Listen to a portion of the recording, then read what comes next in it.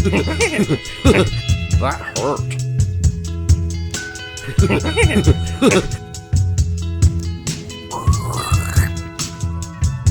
More verticality.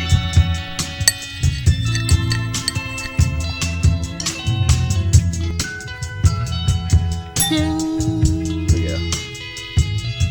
Welcome to the Straight Red Card. We are back for segment 2. Generally, we're still pretty able to communicate in segment 2. Apparently, I am not 100% over my illness. So thank you for all those of you who have said get better and all that shit. I appreciate it. So in this segment, and before we get to this segment, which is going to be about our bold predictions for the U.S. men's national team for 2022, or members of the team, you know, in their clubs or wherever, we should talk about this whole Tuchel thing, because it keeps coming up, because Tuchel was interviewed. And I thought, Brett, he was pretty rational when asked about Pulisic, which, I mean, he basically said, listen, all our backs are injured. Mm-hmm. So, yeah, I've got to play someone there, and I'm going to play Pulisic because he can play anywhere. Well, not anywhere. Yeah. I don't know. Maybe he can play. Could play goalie. I think we'll start my goalie. Be a little midget goalie, but a little hobbit. But, yeah, he'd be a goalie. I don't think he could even touch the bar. I'm sure he can. I'm sure he can. Even I could dunk when I was his age. I could touch the top of the bar from just standing up, normal. I know. Well, you can. I'm talking about basketball. Oh, okay. I could dunk one time, a long time ago. Well, then you got dancer hips, so kind of ruin your dunking career. I got to be honest. I could dunk a tennis ball. Okay. All right, so there's and that. It went through the net, not over the rim. No, it went over the rim. I just couldn't. I got medium-sized hands for a 5'11". So you can't grip the ball, huh? I couldn't. Yeah, I couldn't grip it enough to have it just stay up there when I got to the rim. Two-hand dunk, 360. You know, you can't do that if you try to dunk with two hands. You can't jump as high if you're 5'11" and trying to dunk. I don't know why that is. Maybe I'm just bad at basketball, but anyhow. All right, so there's that Tuchel thing. So about that. I mean, I understand why he's playing obviously one of his plethora of wingers as a wingback, because his two starting wingers or wingbacks have come up lame. So it makes sense. It sucks that it has to be Pulisic, but I'm glad that he's getting minutes. So he's going to be a nice match fitness come this January window here in a couple of weeks. I mean, you can't play Ziyech at right back. No, I mean, he's traditionally an attacking midfielder / winger. You're not going to. He has no experience. Hudson-Odoi, I think, would probably be the only option. And Hudson-Odoi has played that spot too. Yeah. But I mean to Tuchel's defense on that, you can't just keep rotating them around, because I feel like that's going to get confusing for the players. So if you're going to have to play a player out of position, you might as well just play a player out of position rather than multiple players. Yeah. I mean, I know he's moved Pulisic around, like let's say Hudson-Odoi plays the first half and Pulisic's playing the first half as the left winger. Then he takes Hudson-Odoi out and he shifts Pulisic back to right back and brings in Werner or someone, or, whoever, Ziyech. To add some productivity to goal scoring, I understand. Right. And so, I mean, we've seen, yeah, exactly. We've seen these. That is a thing that is a bit irritating about Tuchel is this is like a total mishmash. Every time I look at the roster, I'm like, whoa, this is totally different than the last time. Yeah. Whoa, that's totally a different lineup than the last time. I think Tuchel just needs to go out and pull that trigger and get Dest for that 6-month loan, like we talked about in the previous segment. That would be nice. Just get it over with, pull him in.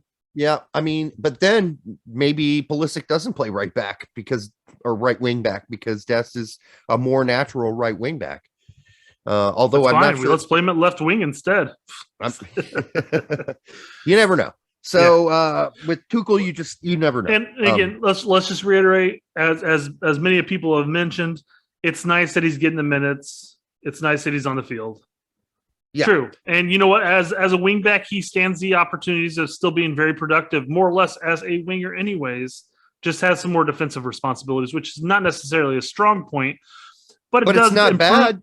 No, Yeah. that's great training in case Berhalter decides to actually change a lineup to like 2-striker tandem. Although one would hope maybe that Pulisic would be the second striker there. But Mhm.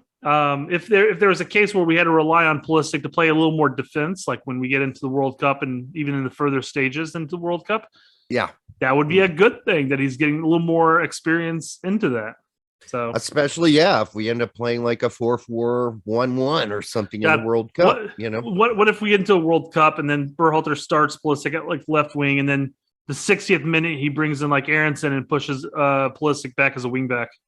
Listen, I mean, we've seen some weird shit. Remember when Klinsmann totally changed the formation and how we played defensively and added Beckerman? When it became obvious that we needed to play a different way, even though we've been playing a different way before that, Well, a more free-flowing attacking style, blah, blah, blah. But once we got to the World Cup, man, and we had to play some of the teams we had to play, Klinsmann's like, I'm going to be pragmatic. And he was pragmatic. I feel like from the opponent's standpoint, when they see a woolly mammoth coming onto the field, that would scare the shit out of me. People are not going to know. Not going to get that reference, I know, but still. Yeah, so back like a decade ago, we used to refer to Kyle Beckerman as Willie Mammoth, and some people will get that reference if you were around big soccer until your age, yeah. And others of you will not. So let's get to our big. You want to start with your first big bold prediction for 2022? This is from a question from one of our listeners. I'm going to go with an easy one, but one that's still going to spark conversation, I think. But I don't think Brooks is going to make the World Cup roster. I don't either. Yeah. I said it on Pete's, and we had this discussion but last week or earlier this week about, and I said I think they're going to make up. But now I'm thinking about it, and I'm going back on because I was just on the on Pete's show and said the exact opposite. So obviously my brain is not clear. Yeah, I'm not clear. You're pandering to the audience. No, so it's interesting because I was just watching before we jumped on the show. I was just watching Aaron Long's presser. He was talking about where he was at in this stage, and he thinks he's basically saying he's pretty much back to more or less 100% at this point, and he's ready to roll. And I mean.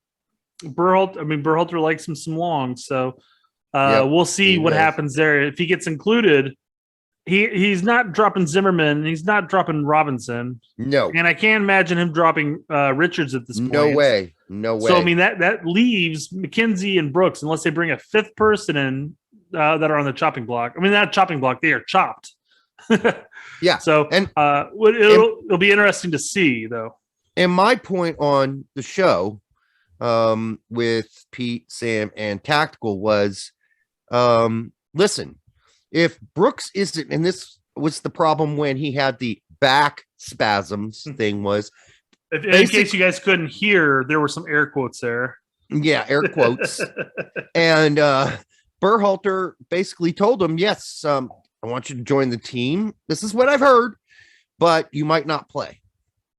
And Brooks was like, fuck that. What do you mean I'm not going to play, or I may not play?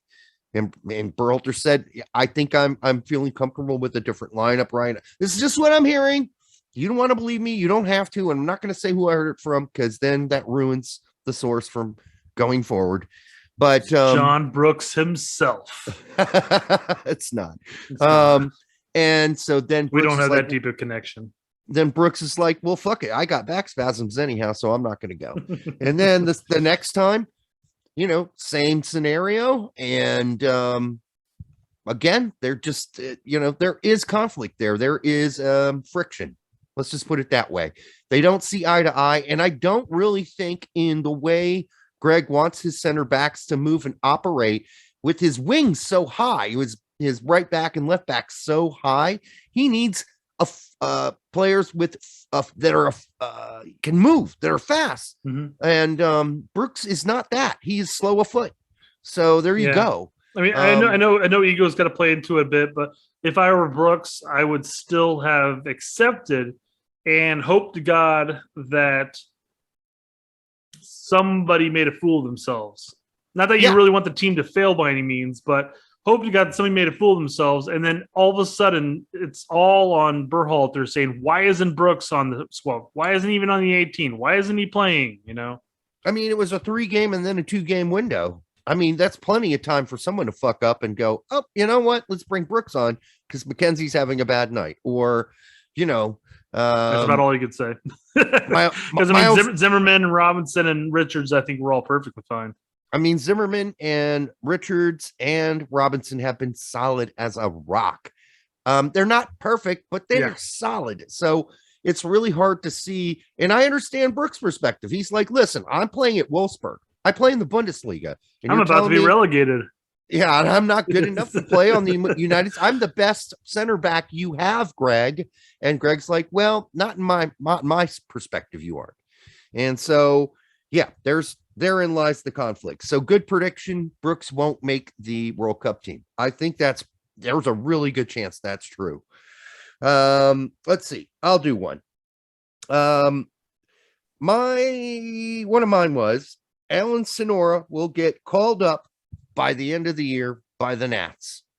So whether it'll be a friendly or Gold Cup, I think we're going to see Alan Sonora this year prior to the World Cup. I think he's going to get a shot to play. Maybe that. Yeah. I mean, it's not, I don't necessarily know if that's a bold prediction. I mean, clearly Berhalter wants to take a look at him and they'll give him a chance. So I think one thing to consider is how we produce and everybody else produces this upcoming window. Because say if we more or less qualify after this window's over, let's throw the chance out there. If we get 9 points this window, I think at that point we're pretty much guaranteed to be qualified. I think that locks us into third at the lowest. Yeah. So let's just say the best case scenario occurs. We win all 3 games and we're more or less locked in for the World Cup at that point. I could definitely see a mixed bag of tricks come the second window, the last window. Although, I mean, that's also bragging rights. I mean, that's Mexico away. That's Costa Rica away. I mean, those are some big blows you can apply to some mighty foes, if you will. Yeah, so who knows? I don't think that's when he comes, though. I think it'll be more like the Nations League thing, and don't laugh at the come part. All right. Sicko. All right. It's your turn. Go ahead. I don't know if this is necessarily a bold prediction given the roster size, but come World Cup, I don't think Leggett and Roldan will be there. I hope you're right about Roldan. But I don't. I mean, unless Roldan has this startling rebirth on the national team, but he's been pretty flat, pretty useless outside of one play. And Leggett, kind of useless as well. Well, the thing with Leggett, he's got history with Berhalter. Yeah, as that's far the problem. As being on the squad. I mean, he basically has made every camp. However, saying that, we are talking about what's the World Cup roster usually? What is it? 23 man? Yeah, probably bigger for the World Cup this time because of Rona. Would be my guess. Not to mention you're going to be in the fucking desert, 145 degrees Celsius or whatever. No, but they got air conditioning. they got clouds that are going to be artificial mechanical clouds that are going to be going over top of the stadium, misting the field and everybody and underneath it. Yeah, no. I'm sorry, it's still 145 degrees Celsius there. I know I'm bullshitting about the Celsius aspect. Yeah, but still, it's not that high. Point being is maybe they'll up the roster for that. If they up the roster, then I can see Leggett coming.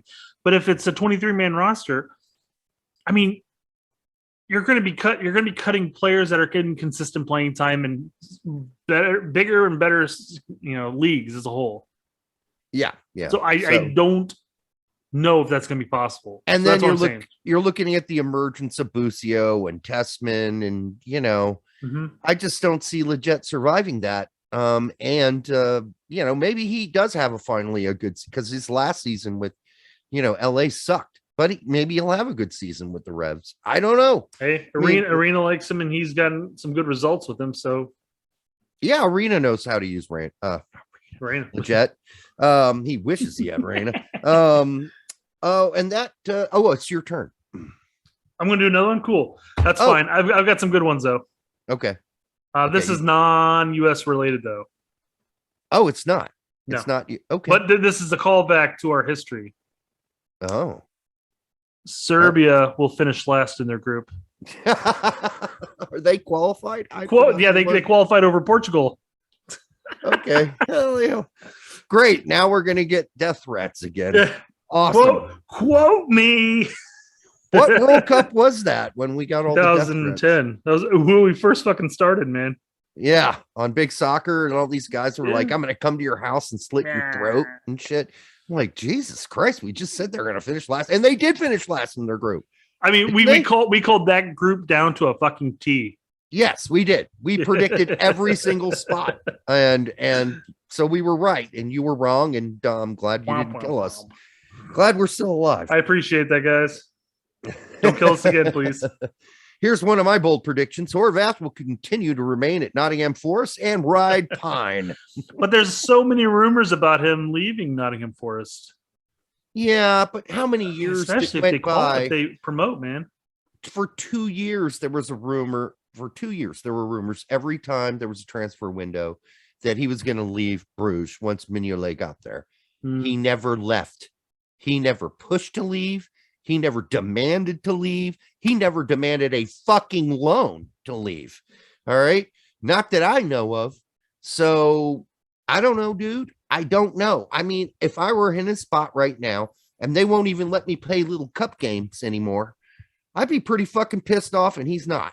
And yeah, I mean, I would definitely be making a stink about it.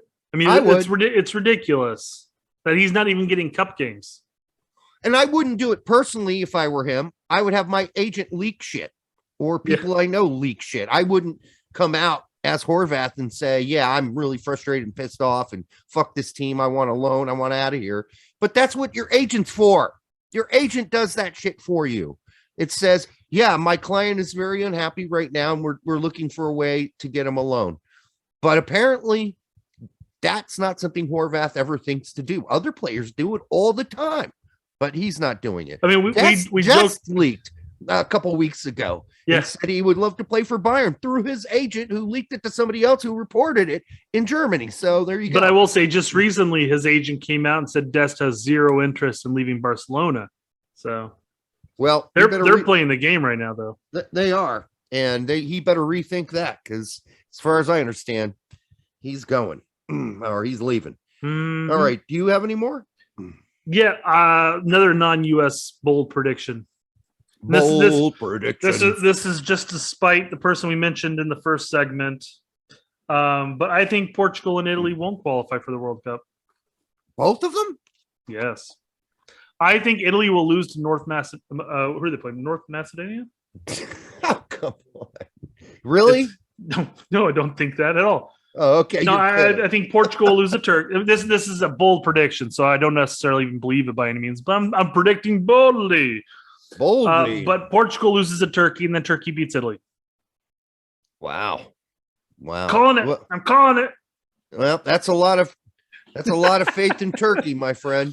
Listen, anything can happen. Do it. Anything can happen. That's for sure. But one of those two teams aren't going to make it. So guaranteed. One of them or not. But possibly both.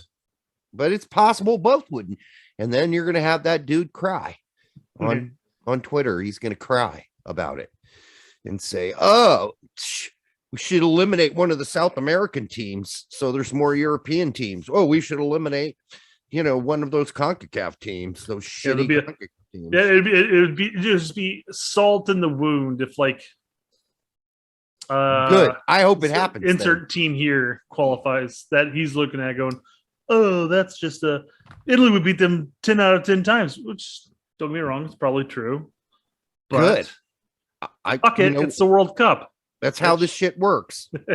He should have got back in the days when there were only 16 teams in the fucking World Cup, dude. And then there were only 24 and blah, blah, blah. There have been, various numbers throughout the years. It's changed. Obviously, the 50s.